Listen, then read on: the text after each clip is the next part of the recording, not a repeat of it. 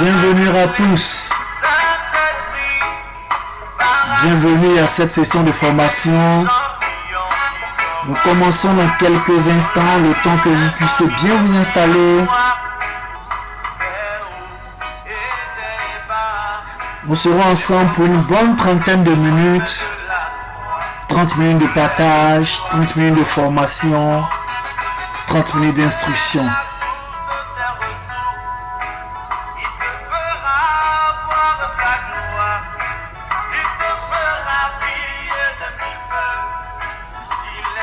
On démarre juste dans quelques instants. Le temps pour toi de bien te positionner. Et dans quelques instants, nous démarrons cette session de formation.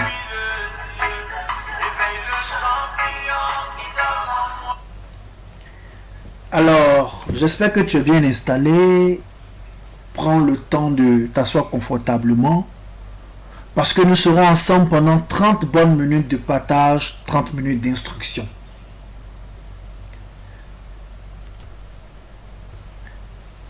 Une fois encore, bienvenue à cette formation intitulée, dénommée « Je crée mon business rentable avec peu de budget ». Nous sommes aujourd'hui à la première vidéo d'une série de plusieurs vidéos. Et le titre de cette session, c'est « Entreprendre à partir de 0 francs, mythe ou réalité ». Avant de pouvoir entrer dans le vif du sujet, j'espère que tu as pris de quoi prendre note, un stylo, un bloc-notes, ou alors si tu fais suffisamment confiance à ta mémoire pour retenir, pas de problème, l'essentiel c'est de retenir l'essentiel de cette formation. Je crée mon business rentable avec peu de budget. Aujourd'hui, nous allons voir la première session à travers cette première vidéo, et le titre c'est Entreprendre à partir de 0 francs, mythe ou réalité. Mais avant de rentrer dans le vif du sujet, il convient, il est important, il est impérieux, il est capital que je puisse me présenter. Il faut bien que tu saches pourquoi tu dois m'écouter et pourquoi je pense que j'ai quand même une certaine crédibilité à te parler sur ce sujet. Alors, ce monsieur en chemise blanche à cravate avec des lunettes qui sourit, c'est bien moi.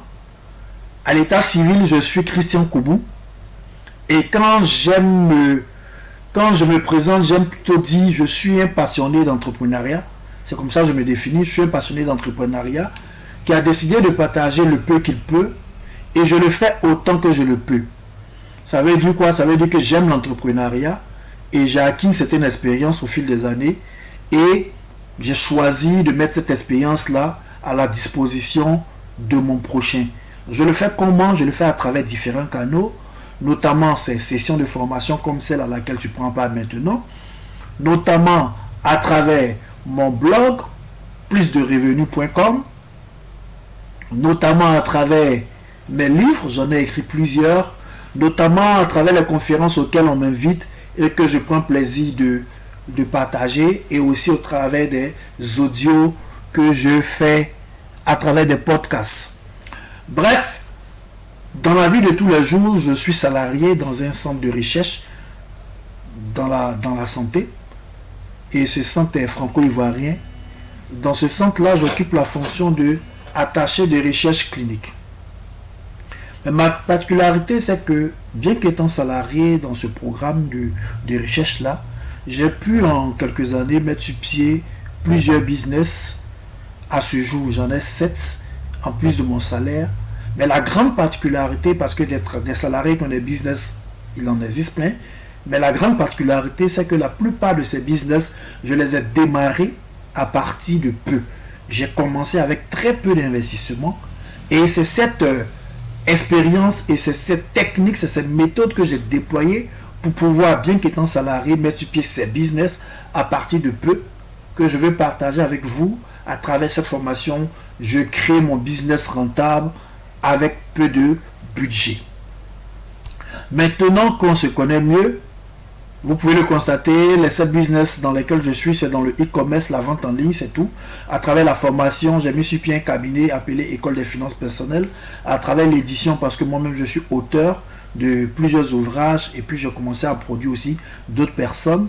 Ensuite, à travers ma librairie, qui est une librairie en ligne, dénommée Livres chrétiens pour enfants, à travers mes activités dans l'imprimerie. Je ne suis pas propriétaire d'imprimerie, mais je fais des prestations dans l'imprimerie. J'ai une entreprise formellement constituée qui fait des prestations dans l'imprimerie et je vous en parlerai dans cette formation. Je vous dirai comment je suis rentré dans l'imprimerie avec un très très petit investissement qui va vous faire sourire et qui va faire douter certaines personnes.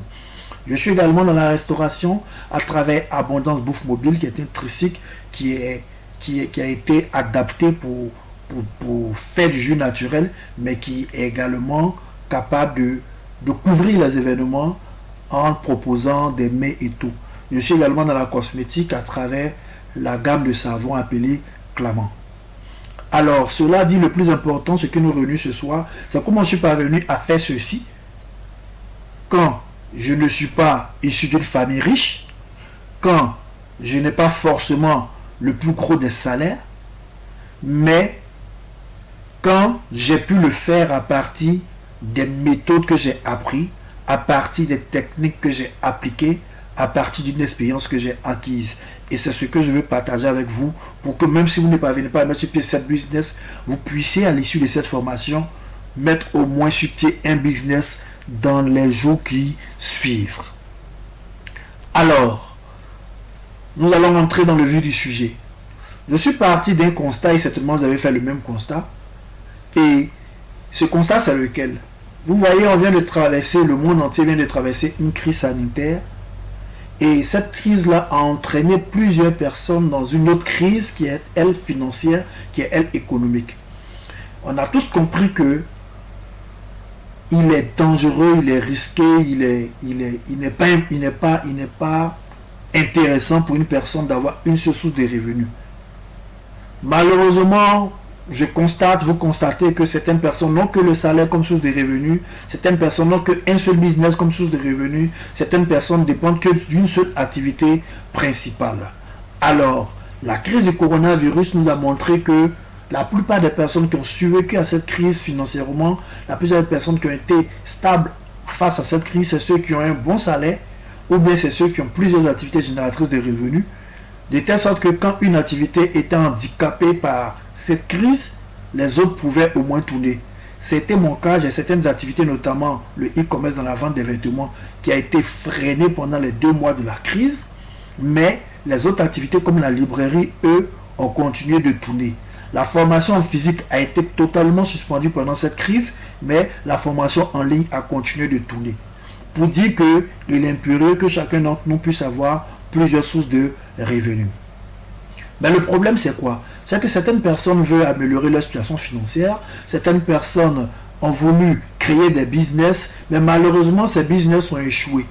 Et ceux qui sont les moins chanceux ont démarré ces business-là avec toutes leurs épargnes, ont démarré ces business-là en empruntant avec un proche ou bien avec la banque. Et malheureusement, quand ces business ont échoué, ces personnes se sont retrouvées endettées. Aujourd'hui, elles ne veulent plus entendre parler d'entrepreneuriat. Aujourd'hui, elles se disent que l'entrepreneuriat, ce n'est pas pour eux. Aujourd'hui, la situation qu'elles avaient voulu améliorer s'est empirée simplement parce qu'elles n'ont pas réussi dans cette initiative. Il y a certaines personnes aussi qui ne se jettent pas à l'eau quand bien même elles veulent le faire. Elles ne se jettent pas à l'eau simplement parce qu'elles se disent qu'elles n'ont pas assez de moyens pour le faire. J'ai fait un petit sondage en ligne, j'ai demandé aux gens comment, ou du moins qu'est-ce qui les empêchait de se lancer en business. La réponse la plus récurrente c'était « je n'ai pas suffisamment d'argent » ou « mon capital n'est pas important pour démarrer » ou « je n'ai pas encore réuni la somme pour démarrer ». En gros, plusieurs personnes n'entreprennent pas quand bien même elles veulent le faire parce qu'elles estiment ne pas avoir suffisamment d'argent pour démarrer. Alors, le but de cette formation, c'est de vous montrer comment il est possible d'accroître vos revenus à partir de ce que vous avez, à partir de ce que vous possédez, à partir de ce dont vous disposez, à partir de vos moyens actuels, sans avoir besoin de vous endetter. J'insiste, sans avoir besoin de vous endetter, C'est-à-dire, je vais partager avec vous des business que vous pouvez réaliser maintenant sans dépendre d'un financement extérieur. Alors, mais avant tout propos, il convient qu'on puisse s'accorder sur la notion de 0 franc. La notion d'investir ou d'entreprendre à partir de 0 franc, c'est quoi? De plus en plus, on entend des débats assez houleux qui parfois me font rire, généralement sur les réseaux sociaux. Il y a une catégorie de personnes qui traitent ceux qui disent entreprendre à partir de 0 francs de plaisantins, de menteurs. En tout cas, on entend plein de choses.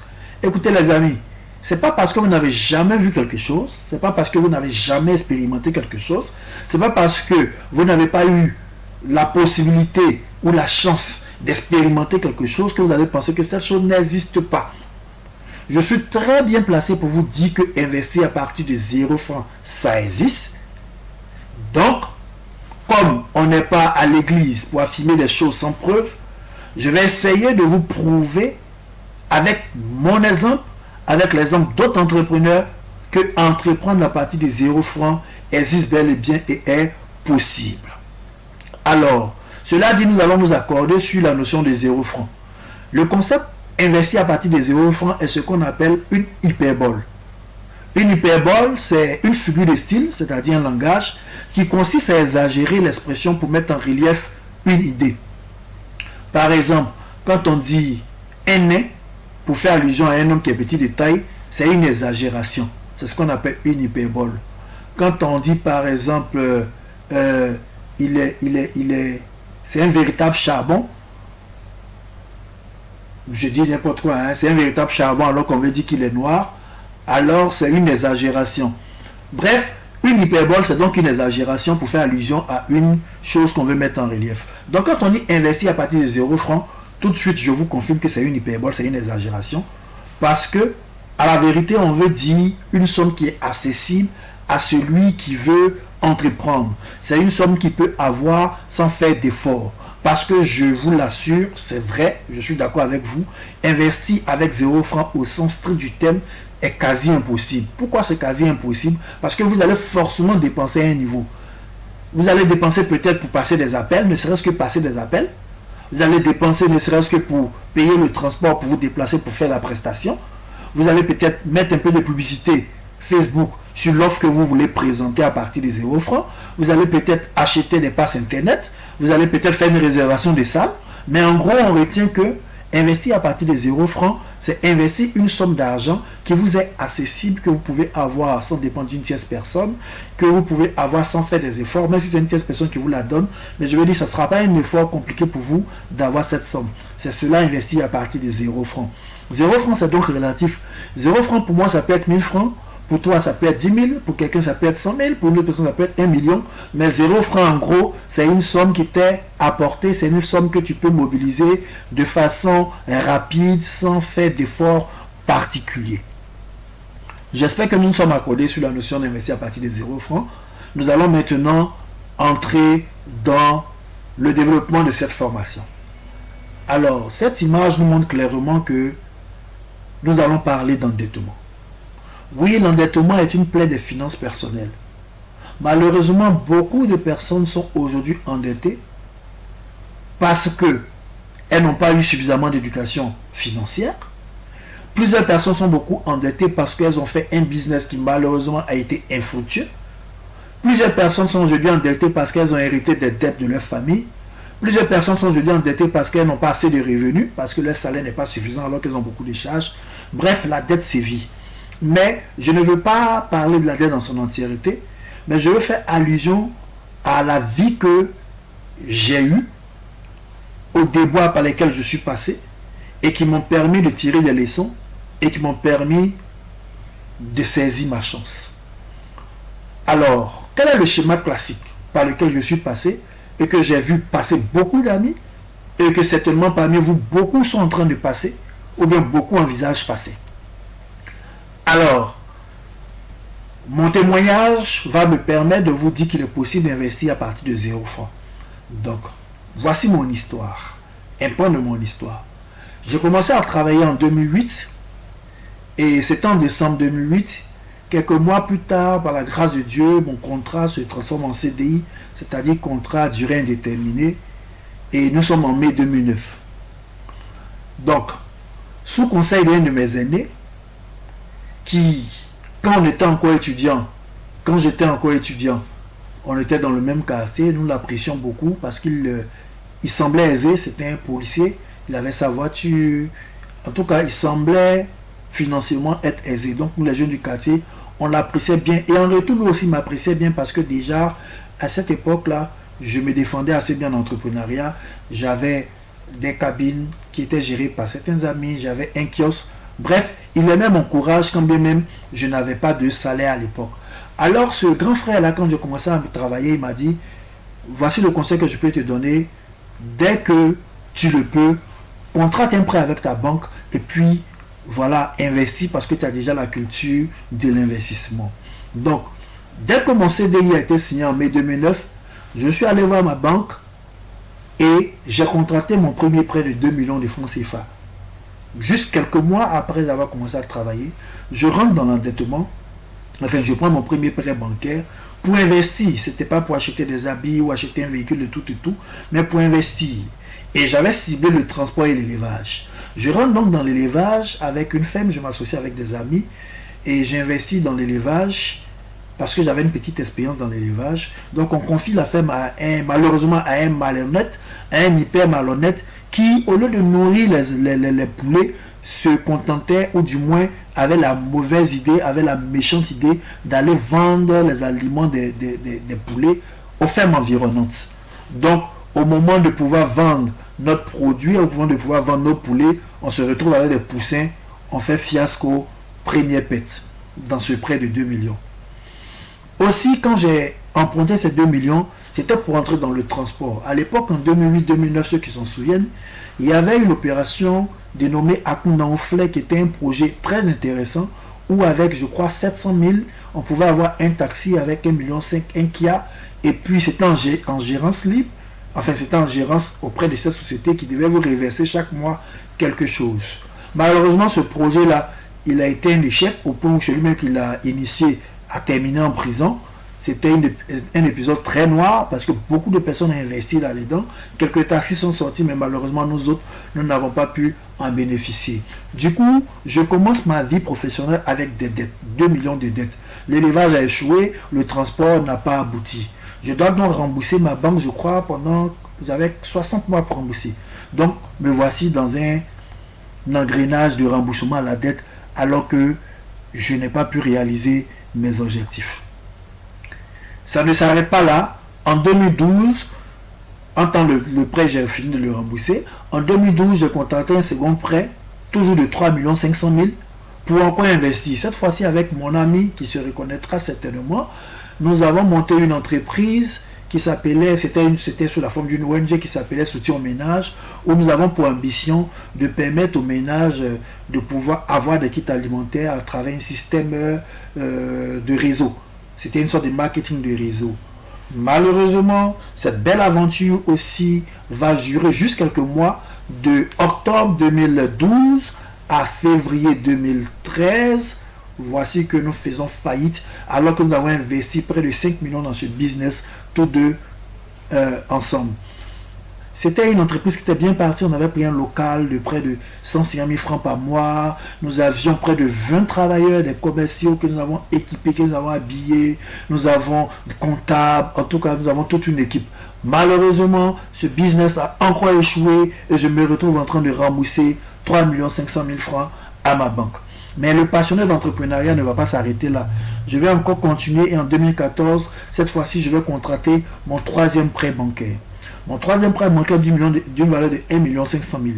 Cette fois-ci pour investir dans l'agro-business. Vous vous en souvenez, en 2014, l'agro-business battait son plein en Côte d'Ivoire et on voyait des personnes vraiment s'en sortir avec des grosses sommes.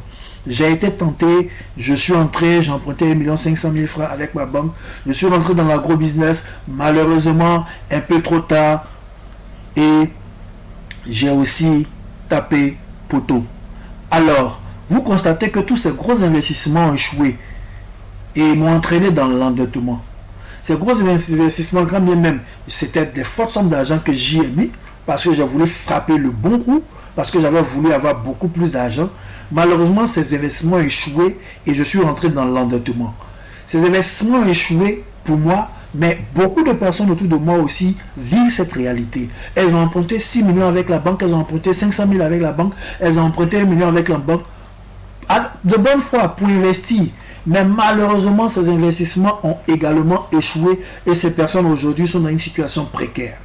Mais je ne vous raconte pas tout ça pour vous faire pitié ou bien pour m'alarmer sur mon sort. Dieu merci, cela s'est passé ainsi, mais fait partie du passé. Parce que j'ai eu beaucoup de chance et beaucoup de grâce. Alors, heureusement pour moi, à côté de ces investissements infructueux, à côté de ces prêts bancaires que j'ai contractés pour pouvoir relancer mes activités, pour pouvoir aller très vite, pour pouvoir frapper le gros coup, à côté de ces investissements, heureusement qu'il y a une bonne nouvelle. La bonne nouvelle, c'est que dans le même temps, comme je vous l'ai dit depuis le lycée, ou du moins depuis que je suis étudiant, même depuis le primaire, depuis le lycée, j'ai cette âme-là d'entrepreneur. Donc, ces prêts-là, à côté de ces prêts-là, j'avais d'autres business que j'ai démarré avec mes moyens de bord. J'ai commencé par exemple la commercialisation des costumes, je crois dans les années 2008-2009, juste au moment où j'ai commencé à travailler, ou juste un peu avant, je m'en souviens plus trop. Mais je sais que j'ai démarré avec 25 000 francs CFA. Aujourd'hui, ce business que j'ai démarré avec 25 000 francs, Dieu merci, il s'est agrandi. Dieu merci, il m'a permis d'être aujourd'hui un grossiste. Je vends des costumes, je donne en gros aujourd'hui. Il m'a permis de partir jusqu'à chez le fournisseur en Chine m'approvisionner. C'est vrai qu'aujourd'hui, ici, ce business, je me suis associé avec des amis, avec des partenaires. Mais à l'origine, j'ai démarré ce business avec 25 000. Et c'est justement parce qu'il a pris de la valeur qu'aujourd'hui, je me permets de pouvoir vous en parler avec assurance et vous dire que c'est un business rentable. Également, j'ai démarré mon business dans l'imprimerie dont je vous ai parlé plus haut. J'ai commencé avec 1000 francs CFA et dès le premier marché, il m'a rapporté 1 million de francs CFA. J'entends quelqu'un crier CC parce qu'il fait partie de ceux qui se disent que ce n'est pas possible. Je vous l'explique et vous comprendrez comment j'ai procédé. J'ai dit que j'allais générer un partage. C'est des choses que je ne dis que lors de mes formations privées. Mais là, je suis conscient que cette vidéo va tourner. Donc, permettez-moi de ne pas citer le nom de l'entreprise, mais de vous dire comment je suis parvenu à avoir ces 1 million en investissant 1000 francs CFA. Alors, par la grâce de Dieu, je me suis retrouvé au bon moment, au bon lieu, où une entreprise de la place cherchait un prestataire pour confectionner des livres. Cette entreprise-là devait produire des livres. Alors, je me suis retrouvé donc au moment où celui qui était chargé de passer le marché en parlait avec le demandeur du marché, c'est-à-dire le personnel de cette entreprise qui devait faire confectionner ses livres pour son projet. Alors la personne se plaignait du prestataire qu'ils avaient vu qui n'avait pas bien fait le travail. Ils avaient déjà travaillé avec cette personne au préalable et je crois qu'ils n'étaient pas satisfaits. Et quand ils ont relancé cette personne a dit qu'elle allait confectionner le bouquin à 3500 francs CFA. Ils étaient un peu sceptiques parce que la personne, je le disais tantôt, ne les avait pas convaincus sur la précédente prestation. Alors, l'audace m'a poussé à dire, moi je peux vous trouver quelqu'un qui peut le faire, je peux le faire. On dit, ah bon, ok, vas-y, voici le modèle, fais-le. Voilà où je vais investir les 1000 francs. Je prends mon transport et je me rends à Djamé. C'était à 13 villes, je me rends à Djamé. Le transport coûtait, je crois, moins de 500 francs. Je me rends à Djamé, je me dirige à Liberté parce que là-bas, en face de Tesaco, ceux qui nous écoutent bien, Abidjan, à Djamé, en face de Liberté, il y a un groupe d'imprimeries, ok? Il y a un lot d'imprimeries. Alors je me dirige là-bas et je commence à prospecter toutes les imprimeries que je vois sur mon chemin. Quand je leur disais je peux le faire, je n'avais aucune idée de comment j'allais le faire. Mais l'audace m'a poussé à dire je vais le faire, je peux le faire. Alors je me suis jeté à l'eau, je suis parti, j'ai prospecté, j'ai trouvé une imprimerie qui était assez sérieuse. Je vais taire le nom de cette imprimerie. Elle était assez sérieuse. J'ai vu quelques-uns des bouquins qu'ils avaient déjà confectionnés et j'ai discuté le prix avec eux. Ils m'ont dit qu'ils pouvaient me confectionner ce bouquin-là. Mon livre que je voulais, ils pouvaient le faire à 2000 francs CFA. Tiens, ça devient intéressant. Je prends encore le transport et tout, je retourne dans l'entreprise en question. Et je leur dis, j'ai trouvé, je peux le faire, je vais vous le faire à 3000. Parce que je savais que le précédent avait dit 3500. Donc je ne voulais pas prendre le risque, j'ai dit, je peux le faire à 3000. Du coup, C'est là que je vais entendre qu'ils veulent 1000 livres. Oui, vous avez bien entendu 1000 livres. Moi, je le fais à 2000, je le vends à 3000. Du coup, j'avais 1000 francs CFA. Quand j'ai multiplié les 1000 francs par 1000, par 1000, ça m'a fait 1 million de marge. La bonne nouvelle, c'est qu'ils m'ont donné une avance pour pouvoir faire les travaux. Donc, je n'ai pas eu besoin de me tracasser. Avec leur avance, les travaux ont été lancés. Et puis, à la livraison, le solde a été payé. Les 1000 francs que j'ai investis, c'était juste pour payer le transport, pour aller chercher le prestataire, pour aller livrer. Oui, cette technique-là, elle existe. C'est pouvoir utiliser, je l'appelais utiliser les moyens des autres pour pouvoir avoir de l'argent. D'autres diraient être intermédiaire d'affaires. Mais moi, je l'appelle utiliser les moyens des autres. Les moyens, ce n'est pas l'argent, mais c'est les moyens techniques des autres. C'est ce que j'ai appliqué et je suis rentré dans l'imprimerie. Et quand dès le premier marché, j'ai mis 1 million de francs CFA, j'ai compris que je n'avais pas besoin d'imprimerie pour avoir des intérêts et bouffer l'argent de l'imprimerie.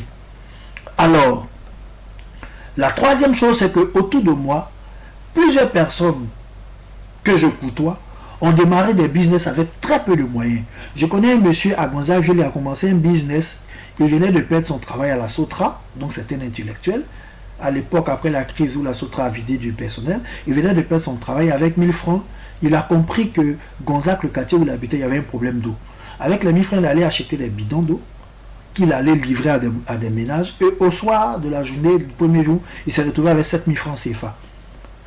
Avec ces 1000 francs avec lesquels il a commencé, au final, son business est devenu tellement rentable. Il a acheté des bourrettes, il a acheté des pousse-pousse, comme on le dit, des charrettes, et il a employé des personnes. Ce business a pris de la valeur. Après, il a acheté même un tricycle pour pouvoir faire des livraisons. Il a démarré avec combien? Il a démarré avec 1000 francs CFA. Mon ami et mentor Brice Kwao, qui est connu dans le monde de la bourse en Côte d'Ivoire dans la formation, a démarré son business l'école de la bourse avec juste son ordinateur. Il n'a pas investi quoi que ce soit. Je suis bien placé pour le dire parce que j'ai été formé, je crois, la deuxième promotion formée par Brice Kwao, et il m'a formé dans un shawarma. J'ai eu plus de chance que les autres qui ont été formés sous des arbres. Il n'a pas eu besoin de beaucoup d'argent pour se lancer. Il a juste utilisé son expertise, sa passion, sa connaissance pour se lancer. Pour dire quoi? Pour dire qu'autour de moi, plusieurs personnes ont débuté des business sans s'endetter. Et aujourd'hui, ces personnes-là connaissent du succès. Alors, je me suis dit qu'il fallait donc repenser le schéma selon lequel ne pas avoir d'argent était une limite pour se lancer en entrepreneuriat. La vraie limite, c'est le manque d'idées, c'est le manque de connaissances, c'est le manque de méthode. La vraie limite, c'est ne pas savoir comment procéder pour pouvoir lancer son business quand on n'a pas assez d'argent. Et c'est ce que je m'apprête à vous partager dans cette série de vidéos. Aujourd'hui, c'est véritablement une prise de contact pour que vous soyez prêts dans votre esprit à accepter qu'on peut entreprendre à partir de peu. Donc, on va retenir que l'argent est certes un atout pour réaliser cette activité génératrice de revenus, mais l'argent ne garantit pas le succès. Je suis bien placé pour vous le dire. Là où j'ai mis des grosses sommes d'argent, la débâcle a été assurée. Là où j'ai mis très peu d'argent, aujourd'hui, ces business sont encore périns. Alors, je peux vous dire aussi qu'on peut réaliser des activités rentables avec un investissement selon vos moyens. Avec un investissement qui n'est pas énorme. Un investissement qui est petit, mais qui se veut, qui peut grandir. Donc, cela signifie qu'en entrepreneuriat, c'est vrai, il est bon de rêver grand, mais il est mieux de commencer petit et de commencer maintenant avec ses moyens de bord. Au fur et à mesure, vous pouvez améliorer votre business. Pour preuve, plusieurs multinationales que vous connaissez aujourd'hui, comme Apple, comme Facebook et autres, ont commencé à la plus petite échelle. Pour certains, même dans leur chambre d'étudiants, comme Mark Zuckerberg avec Facebook. Pour certains, dans leur garage, comme Steve Jobs et autres. Mais aujourd'hui, c'est des grandes multinationales. Pour dire que, chers entrepreneurs, il est ambitieux, il est bon de rêver grand, mais je vous recommande de commencer petit avec vos moyens de bord et puis au fur et à mesure, vous allez grandir. La deuxième chose que je vais vous dire, c'est que je suis conscient qu'il y a des business qu'il faut forcément commencer avec beaucoup d'argent. Par exemple, si vous voulez faire une garderie, vous devez commencer avec de l'argent, avec une certaine somme. Si vous voulez faire, par exemple, un business meublé, vous devez commencer avec de l'argent. Mais quand on n'a pas d'argent pour commencer ce genre de business, je vous recommande de commencer avec des business à votre portée que vous pouvez démarrer à partir de peu. Au fur et à mesure que ce business-là va générer du cash flow, va générer des entrées d'argent, vous allez pouvoir lancer votre business de rêve, vous allez pouvoir avoir de l'argent pour lancer votre business de rêve, votre activité de rêve. Ne vous laissez pas bloquer maintenant, bougez-vous, il y a de la matière, il y a 8 méthodes pour créer des business rentables à partir de peu. Et au fur et à mesure, je vais vous partager ces méthodes. Donc, j'espère que vous avez compris sur l'essentiel, ce qu'on peut entreprendre à partir de 0 francs. On va retenir que ce n'est pas un mythe, ce n'est pas un mensonge, ce n'est pas une arnaque, en tout cas, ce ne sont pas des illusions. C'est possible de le faire. Je l'ai fait. Plusieurs personnes autour de moi l'ont fait. Et vous aussi, vous pouvez le faire. Je vous remercie d'avoir écouté cette vidéo. Là, en dessous, vous allez voir un cadeau. Oui, je vous l'avais promis. Ceux qui allaient suivre cette vidéo jusqu'à la fin pourront avoir ce cadeau. Ce cadeau-là, c'est un livre de mon mentor, de celui-là qui m'a formé en entrepreneuriat, celui-là qui m'a tenu par les mains en entrepreneuriat, celui-là qui a guidé mes premiers pas, qui jusqu'à aujourd'hui, pour qui j'ai beaucoup de respect. C'est le coach Régis Hamon. Il a écrit un livre qui m'a beaucoup ouvert les yeux sur l'entrepreneuriat. C'est les 2 clés universelles de succès en entrepreneuriat. C'est un livre en PDF. Vous pouvez le télécharger. C'est votre cadeau. D'ici là, portez-vous bien. Nous nous retrouvons demain ou dans les jours à venir pour une autre vidéo dans laquelle je vais vous dire comment vous pouvez garantir votre succès dans un business. Ne soyez pas distraits. Restons focus sur l'objectif. N'écoutez pas les commentaires désobligeants autour de vous. Croyez en vos rêves. Il est normal, il est possible de vivre des temps de difficultés financières, mais il est possible de s'en sortir quand on a la lumière de la vérité. C'était Christian Koubou, votre ami abondant, le Jack Ma africain. Rendez-vous très prochainement pour la 2e vidéo de cette série. Ciao, à bientôt.